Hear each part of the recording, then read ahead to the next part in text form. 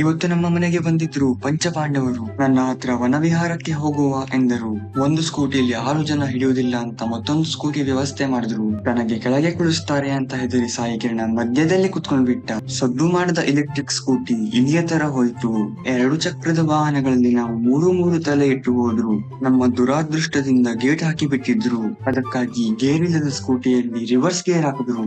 ಪಕ್ಕದ ರಸ್ತೆಯಲ್ಲಿ ಹೊಕ್ಕಿದ ಸ್ಕೂಟಿ ಮುಂದೆ ಸಾಗುತ್ತಾ ಕೆಸರನ್ನು ದಾಟಲು ಸಾಧ್ಯವಾಗದೆ ರಸ್ತೆಯ ಮೇಲೆ ನಿಲ್ಲುವುದು. ಬಂದ ಕೆಲಸ ಮರೆತ ಜನರು ರೈಲು ಗಾಡಿಗೆ ಬಾಯಿ ಮಾಡಲು ಬೇರೆ ಕೆಲಸಗಳಿಲ್ಲ, ತಮ್ಮೊಳಗೆ ಕಿತ್ತಾಡಿದ್ರು. ಅರ್ಧ ಗಂಟೆ ಯೂಟ್ಯೂಬ್ ನೋಡಿ ಡ್ಯಾನ್ಸ್ ಮಾಡಲು ಪ್ರಾಕ್ಟೀಸ್ ಮಾಡಿ ಇವರು ಮಾಡಿದ್ದನ್ನು ನೀವು ನೋಡಿ. 3, 4, 5, 6, 7 2, 3, 4, 5,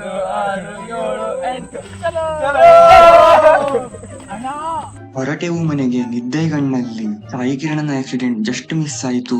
ಮತ್ತೊಂದು ಕಡೆ ಸ್ಕೂಟಿ ಹಿಂಡಿಗೆ ಹೋಯ್ತು. ಈಗಾದ್ರೂ ಕಾಂಡ್ಲವನಕ್ಕೆ ಹೋಗುವ ಅಂದ್ರೆ ಮತ್ತೆ ಗೇಟ್ ಆಗಿತ್ತು. ಹಾಗಾಗಿ ಒಂದೇ ಭಾರತ್ ರೈಲಿಗೆ ಬಾಯಿ ಮಾಡಿ ಮನೆಗೆ ಹೊರಟೆವು.